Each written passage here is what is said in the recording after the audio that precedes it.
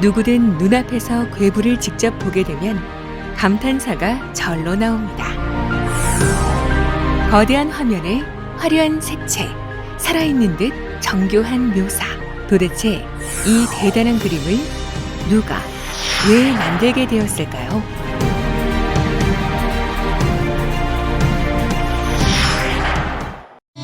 괴물 탄생의 비밀을 찾아간 곳은 오대산 월정사 성보박물관. 들어서자마자 가장 먼저 눈에 들어오는 그림이 바로 삼척영은사 괴불탱입니다. 동해안 지역에 유일하게 남아있는 이 괴불은 어떻게 만들어졌을까요? 그 단서는 바로 그림 안에 있었습니다. 그림의 하단에 붉은 바탕에 적히는데 먹으로 글씨를 쓰거나 금색으로 글씨를 써서 그 제작 시기와 제작자 그리고 이 그림을 그릴 때에 시주한 사람들의 명칭과 당시 사중에 계신 스님이나 그림에 동참한 스님들 그리고 그 시주자의 발언 등의 내용을 담고 있습니다. 그림이 그려진 때는 한풍 6년, 조선 철종 때인 1856년. 3명의 스님이 증명한 가운데 경성당 긍준을 비롯해 금어라 불리는 9명의 스님이 그림을 그렸습니다. 그 외에 괴불을 그리는데 시주한 사람들의 이름과 마지막에는 그림에 관여한 모든 사람들이 극락왕생하기를 바라는 기원문이 적혀 있습니다. 당시 괴불 제작이 수많은 사람의 정성으로 이루어지는 큰 불사였음을 짐작할 수 있습니다.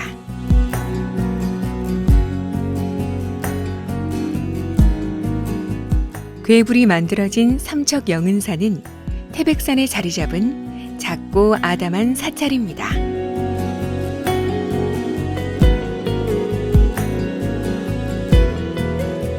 절 입구의 사적비에 의하면 신라시대 범일 국사가 창건했다는 기록이 있습니다만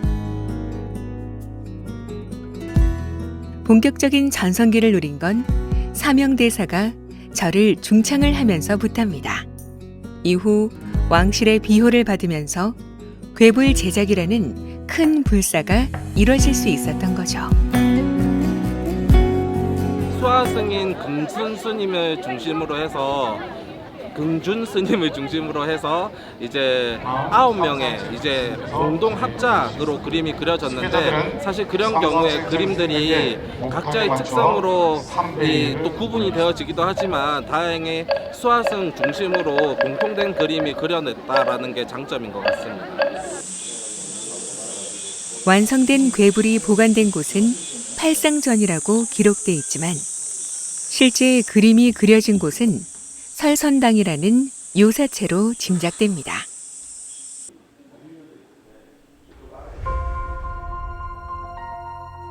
엄청나게 큰 화폭에 부처님과 수많은 군상들을 그려내야 하는 힘든 작업이었기에 당대에 실력 있는 화승 9명이 공동 작업으로 괴불을 만들어 갔습니다.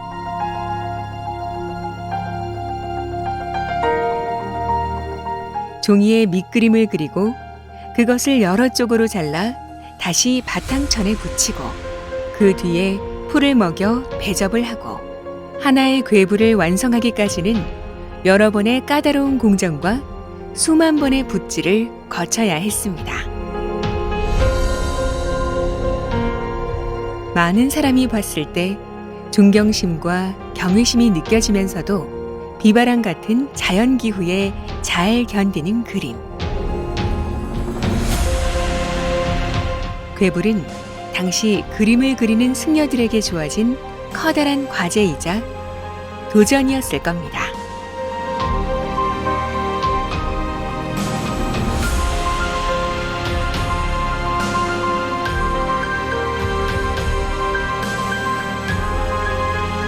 먹고 살기도 힘들 만큼 어렵던 조선 후기. 그들은 왜 이처럼 많은 시간과 노력을 들여 괴불을 그려냈던 걸까요? 현존하는 괴불화는 1600년대 이후에 제작된 것이 많이 있습니다.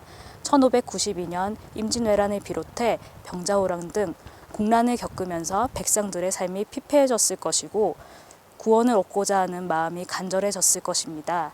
이때 많은 신도들을 수용하기 위해서 야외에서 행해진 의식에서 부처님을 대표하는 큰 불화로서 괴불화가 필요해져서 제작되었을 것으로 생각됩니다.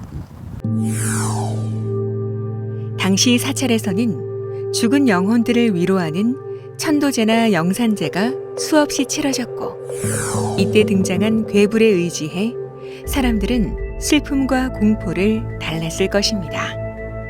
민중들의 삶하고 불교가 유리된 게 아니라 표면적으로는 억불숭유 정책을 썼지만 많은 부분들에 이 불교는 지대한 영향을 미치고 있었기 때문에 그러니까 백성들이 살기 어려운 농사를 지었는데 비가 안 오는 일은 큰 일이었기 때문에 그럴 때는 이제 불교도 이렇게 참여를 하게 되어서 공동적으로 그렇게 계불을 걸고 행사하는 기우제용으로도 사용된 예들이 역사적으로 여러 번 있었던 거죠. 전쟁과 죽음, 질병과 굶주림, 인간으로서 어쩔 수 없었던 슬픔과 절망 속에 살아가던 사람들에게 희망과 위로의 시간을 펼쳐주었던 괴불.